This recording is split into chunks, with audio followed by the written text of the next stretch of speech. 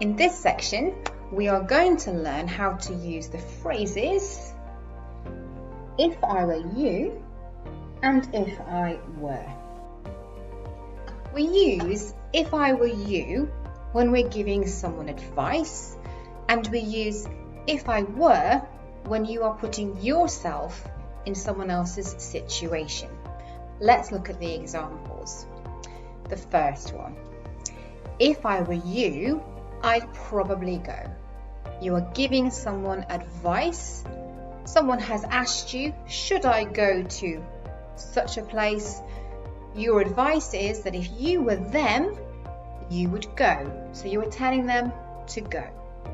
The second example. I think I'd take the money if I were you. This time, if I were you is at the end of the sentence, but you're still giving advice. Someone has asked you what should they do about some money. Your advice that if you were them, you would take the money. The advice is to take the money. Example 3.